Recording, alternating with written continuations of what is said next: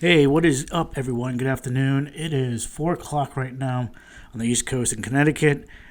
Today I'm going to show you how to set up Adrenaline for the PlayStation Vita.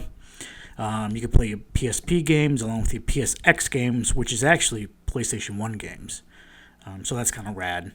I don't believe you could use Adrenaline with firmware of 3.70 and up.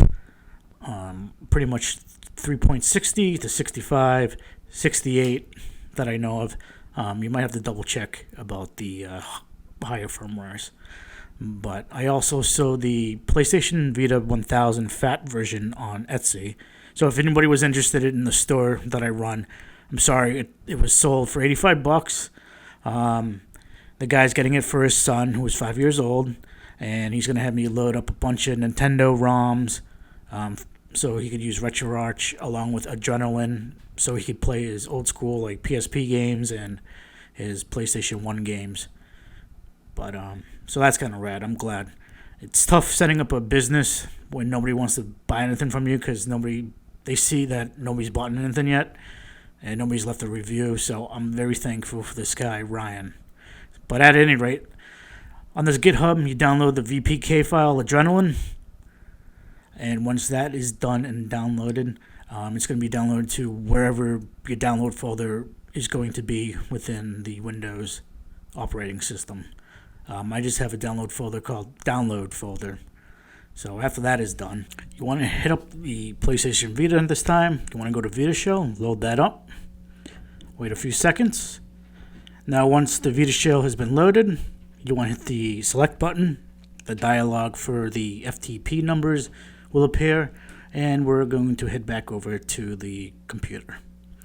What I'm going to do is drag the VPK file to the desktop to make life easier for me. I'm going to load up my FTP client, which is FileZilla. It's free, you can download it. Right now I'm going to enter in the IP numbers that the PlayStation Vita gave me, along with the port number, and do a quick connect. Once that is done, the connection is made. You're going to go down to UXO, or UX0, I should say. My apologies. And you want to find your VPK folder. Now you want to drag the adrenaline.vpk to the VPK folder on the PlayStation Vita itself. And after that is done, time to go back to the PlayStation Vita. You don't need the PC anymore. So once we're back here, you just want to exit out of the little dialog box. You want to go down to the UX0, then to the VPK, and you want to install this application. Don't worry, just hit OK. Doesn't take too long. I will tell you RetroArch takes the longest because I think it's a bigger file, and for some reason it hangs. But don't worry, just let it hang. You'll finish. Just a side note.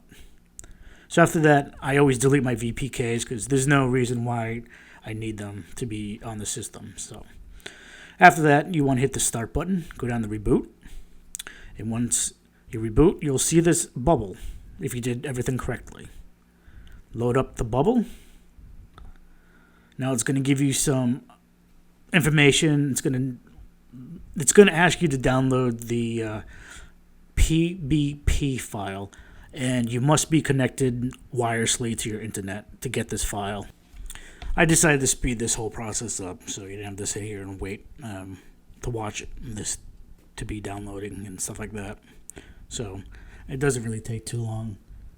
So once that's complete, everything's all set. You want to hit the bubble.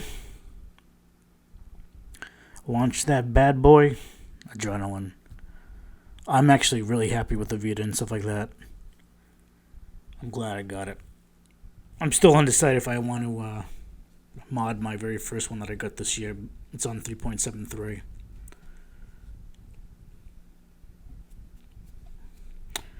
So right here it's going to tell you hit X to install the PBP file, which you just downloaded.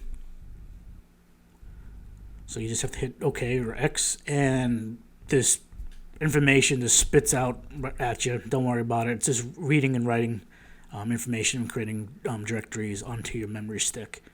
Note that I am using an SD to Vita card. So once everything's finished, it says the firmware has been installed successfully. Press X to boot the PSP XMB, which is, I think it's X Cross Media Player.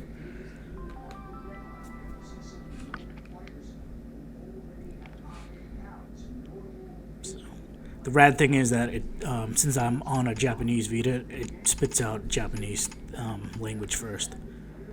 And also note that the X and O's are backwards. Just like if you go to Japanese PlayStation Vita or PSP, they'll definitely be backwards. So I haven't found a way to switch them up. I really hope there is. I might need to search through the Vita shell directory file manager there and see what Adrenaline has for a config. I might have to change the X and O's through there instead. I don't know. I'll have to do some digging though. But if I find something, I'll let you guys know. If you guys are interested.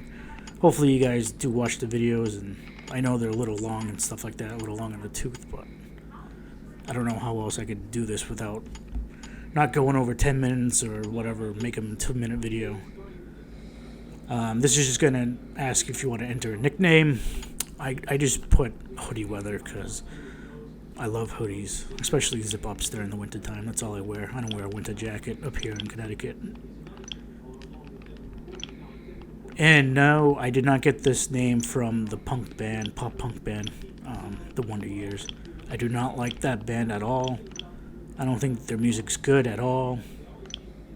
So, just in case somebody wants to ask me, I did not get it from there.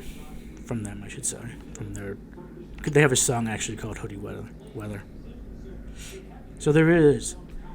I remember owning a PSP back in the day, the very first ones that came out. And I remember the modding scene for it too. It was fresh, it was brand new. It was fun, but I didn't really have time to play it. I got this PSP when I was working for FedEx Ground, and I would take it to work every once in a while, but I didn't really have time to, sit down and actually play it on my break or whatever. It was mostly go, getting packages out and delivered so I could come back and go home.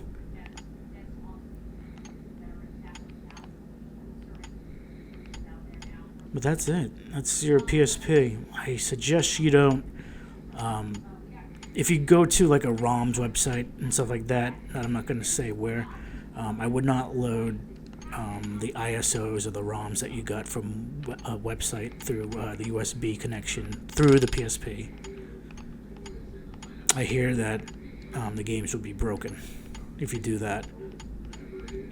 Definitely go to Vita Shell, hit select, and either do it through FTP or the USB mode.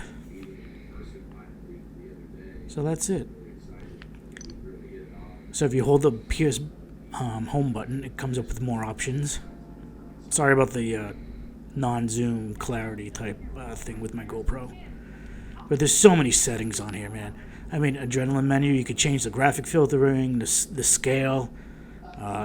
Your best bet is definitely go to Google and type in PS Vita Adrenaline menu or something, or PS Vita, Adrenaline menu. And I'm sure there's write-ups on what to config and what not to do and change.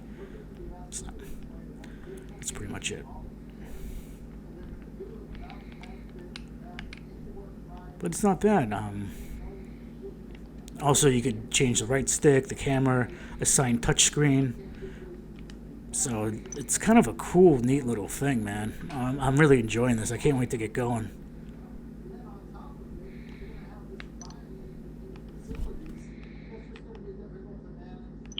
Alright, let's say you want to back out of the PSP menu.